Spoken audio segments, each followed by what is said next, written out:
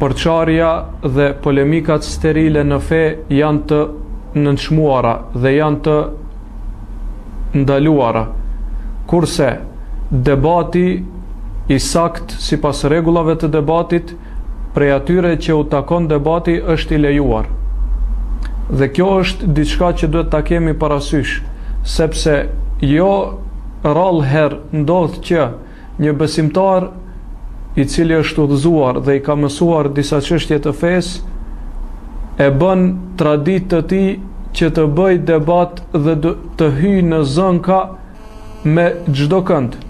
Duhet kemi kujdes për të futur në debat në një çështje të caktuar, duhet jesh prej atyre që i takon kjo gjë. Duhet jesh prej atyre që i takon kjo gjë. Ajo që i takon pjesëtarëve të Ehli Sunnetit dhe xhamatit në përgjithësi është që ta mësojnë akiden prej dietarëve të besueshëm, prej hoxhallarëve të Ehli Sunnetit. Mirë po, për të debatuar me dikënd, qoftë ai brenda Ehli Sunnetit, qoftë ai jashtë prej grupacioneve të devijuara, duhet të jesh prej atyre që i takon një gjë e tillë. Duhet të jesh prej atyre që janë përgatitur minimalisht në çështjen në fjalën në të cilën dëshiron të bëhet debati. Patjetër që të kemi kujdes dhe patjetër që të nderohet kjo hierarki në çështjen e besimtarëve. Ai që bën debat dhe ai që jep fetva dihet kush është. Dihet kush është ai i cili i takon një drejtë e tillë dhe dihet kush është ai i cili pyet dhe interesohet. Dhe çështja në fjalë nuk është se nuk i lejohet besimtarit që të futet në debat, qoftë me krishter apo me dikën tjetër.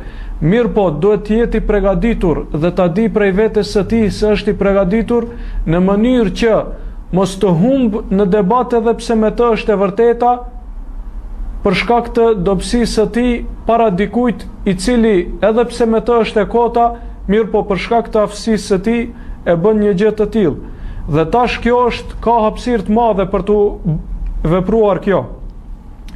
Qoftë në Facebook, qoftë në forume të ndryshme, ku besimtarët futen në zënka të padobishme me njëri tjetrin dhe futen në debate sterile me të tretët. Duhet kemi kujdes dhe ta dim se Ehlu Sunneti është që i respekton dietarët dhe u jep pozitën që e kanë. Dhe asesi tek Ehlu Sunneti nuk është i barabartë ai që din dhe ai që nuk din. Dhe dihet tek Ehlu Sunneti kush jep fetva dhe kush duhet të pyetet.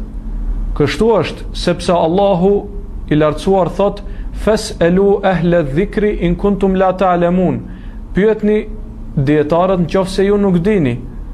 Dhe në momentin që ti nuk je prej atyre që din, atëherë ti duhet jesh prej atyre që i pyetin ata që din.